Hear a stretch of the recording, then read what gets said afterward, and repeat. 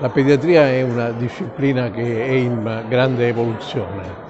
perché è una disciplina in cui la ricerca e l'innovazione tecnologica consentono di offrire delle grandi opportunità ai bambini, soprattutto a quelli più fragili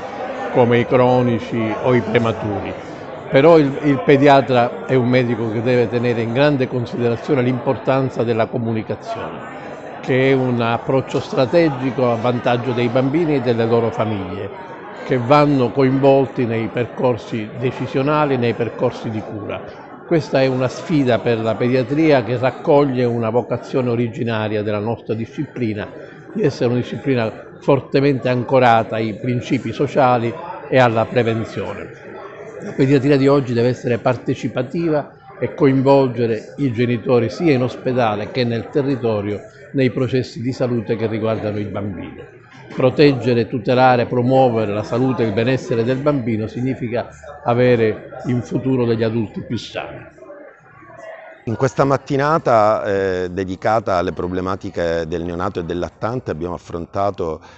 problemi che interessano sia i centri di riferimento, le terapie intensive neonatali, ma anche i centri più piccoli diffusi su tutto il territorio. Quindi in particolare le problematiche dei neonati che nascono prematuri, ma non estremi prematuri, evenienza molto frequente, costituiscono la maggior parte dei nati prematuri, i cosiddetti late preterm, con problemi di salute specifici che devono essere affrontati anche nei centri di primo livello, devono essere conosciuti, intercettati tempestivamente e affrontati, nonché presi in carico anche nel passaggio dall'ospedale al territorio, quindi al pediatra di libera scelta sul territorio. E poi a seguire le problematiche del lattante, spesso poco conosciute,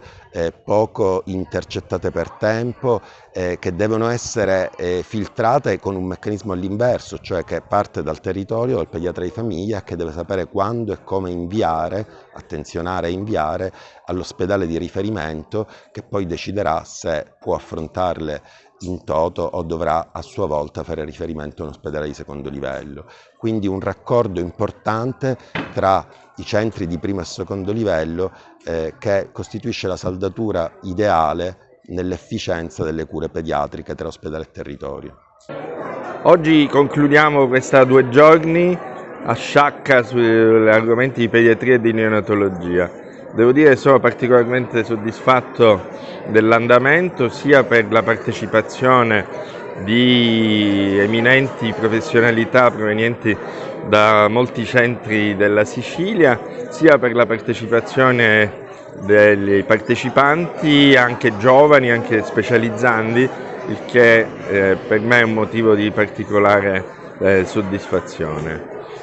Sono contento di questo ritorno a Sciacca dopo tanti anni di convegni pediatrici di alto livello e sono sicuro che è il primo di una serie che spero sarà lunga di altrettanti convegni.